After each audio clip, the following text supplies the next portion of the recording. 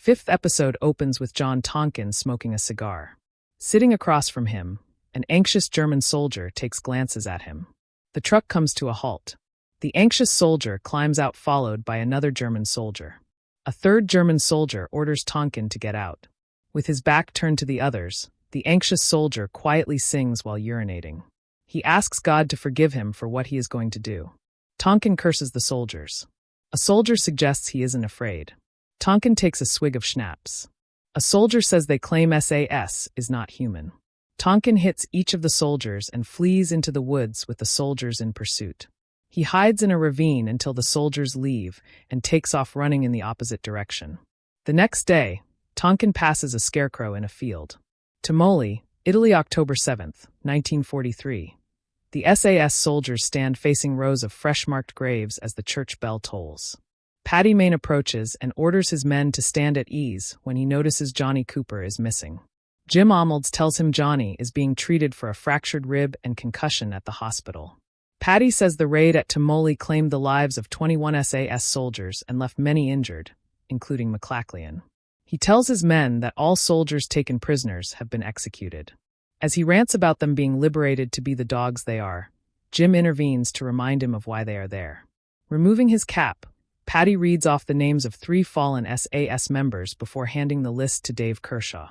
The list is passed among the surviving soldiers until it reaches Jock McDermott, who refuses to participate. Bill Fraser reads off 3 names. Reg Seekings reads from the list before going off of memory. He calls out his own name. Dave demands he not add his name to the list. Reg says Dave's full name and starts calling off the names of the remaining SAS members. When he says Paddy's name, Paddy steps in front of him and dares him to say his name again.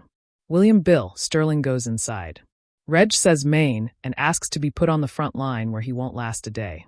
Paddy promotes him to staff sergeant. None of the other soldiers approve of Reg's promotion. Jim stuffs a Bible into Reg's pocket and orders him to leave while they sing.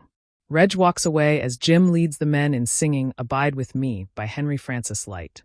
Eve Mansour is standing quietly outside the building.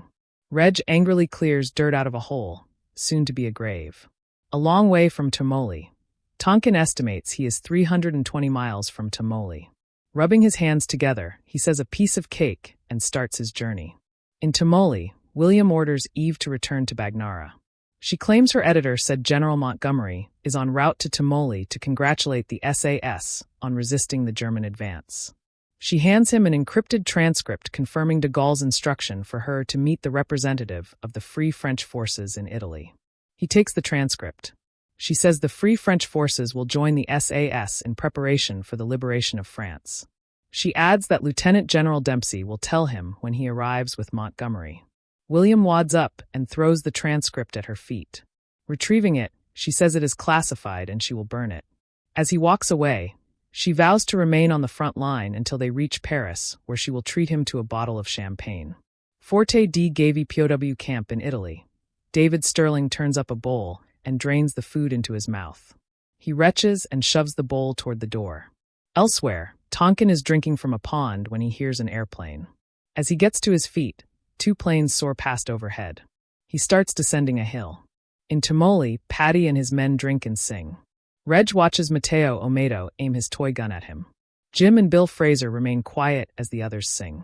Paddy tells Jim that he could order him to sing, but he sounds like a camel. Jim says he is a camel carrying a heavy weight. Paddy asks if he is referring to his mortal soul before taking a seat beside Alfredo, who cannot speak English. Paddy excites a fight between Pat Riley and Alfredo over Alessia Biondi. He periodically intervenes to keep them from using weapons.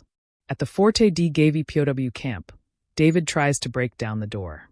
Elsewhere, Tonkin finds a dirt road. Back in Tumoli, Alfredo and Pat are still battling it out under Paddy's watchful eye. Dempsey and Montgomery are en route to Tumoli. Johnny joins the others wearing a brace. Jock gets punched in the face.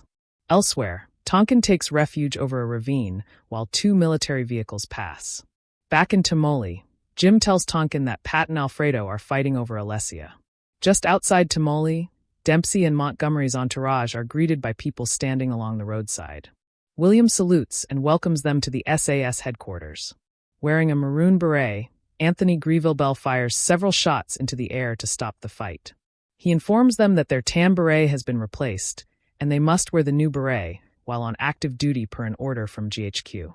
Patty says they are in mourning and will not be doing anything right now. Anthony announces Dempsey and Montgomery will arrive in the courtyard within the next few minutes to inspect the troops.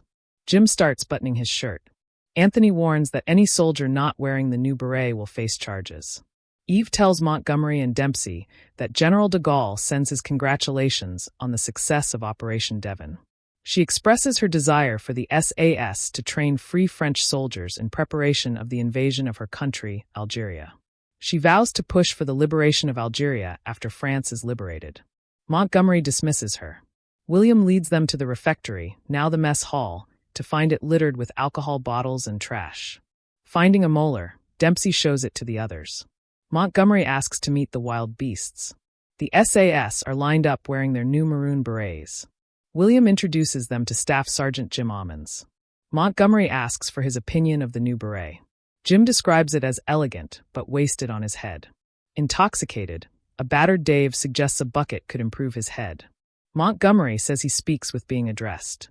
Dave explains how SAS members are encouraged to speak if what they say will boost morale.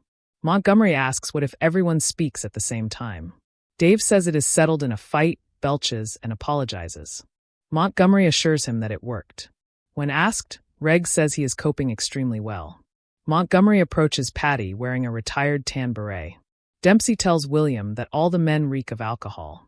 William says they just buried 21 comrades. Patty expresses his disapproval of the maroon beret because it doesn't distinguish them from the other British parachute regiments. He explains how their unit is different and operates with no central command involvement. Montgomery authorizes Patty to continue wearing his tan beret before accusing him of ignoring his men's mental health, all for the sake of winning. He tells Patty to wait for further orders. They salute each other. Patty smirks. A short time later, William eavesdrops on Eve, Montgomery, and Dempsey's conversation. She stresses the importance of the SAS and the Free French forces working together. Montgomery recalls meeting her father, who led the North African Brigade at Ypres. Dempsey asks what her father thinks of her with the SAS. Anthony tells him that Montgomery is late to depart. William blames Eve, who is briefing Montgomery and Dempsey on how to liberate France. Chieti, Central Italy. Tonkin takes refuge from the rain inside a barn. He grabs a pail and starts to milk a goat as an armed Italian farmer barges him. A short time later, he is sharing a meal with the farmer's wife and daughter when the farmer arrives. Tonkin asks how much they pay to help capture an escaped Allied soldier. A vehicle pulls up in front of the house. The farmer leaves to answer the door. Dropping his blanket, a nude Tonkin grabs a rifle as the farmer and Italian driver enter. The driver claims they want to help him. Tonkin puts the gun down and apologizes. Later, the driver drops Tonkin off and speeds away. Tonkin watches a military truck pull up and several soldiers emerge. In Tamoli, Eve tells William that she wants Montgomery to be truthful with her. She asks what he thinks of her. He professes to love his wife, but he cannot control his feelings for her. She expresses her admiration for him because he convinced Montgomery to allow the SRS to return to operating as SAS. She asks why he doesn't tell Patty that he is on his side. He says David believes Patty needs someone to rebel against to function. Johnny delivers Montgomery's orders to Patty. Later, Patty leads his men on a mission. They parachute in and quickly gather their gear. Anthony fractures 3 ribs. Patty tells his men and Eve that it is a 2 SAS operation. In pain, Anthony announces the unit will be divided into 2 groups. One led by Captain Dudgeon will head toward La Spezia. He will lead his group toward the north. Patty suggests Alessia go with Dudgeon to keep her and Pat separated. Later, Dave and Anthony place a bomb inside a tunnel. Dave reports the train is due to arrive in 2.5 hours. Johnny is amazed with his ability. Dave claims to have picked it up while playing on the train tracks. They hear the train quickly approaching, grab their gear, and run to safety before the bomb explodes inside the tunnel. Elsewhere, Reg and several others blow up a train bridge. The SAS continue to detonate bombs along the railways and blow up trains at the depot. Tonkin is still trying to make his way back to Tamoli. The SAS kill 2 Italian soldiers in the town of Sarzana. A man cutting fish is left uninjured. Patty and his men raid what appears to be an Italian checkpoint. Reg places his muzzle on the Italian soldier's forehead. Johnny urges Patty to intervene. Dave demands Patty order Reg to stop. Patty tells Reg to do it because with his hatred, he is useless, and when he gets home, he can tell Monica. Reg fires off a random shot and walks away. Patty picks him up before they head out.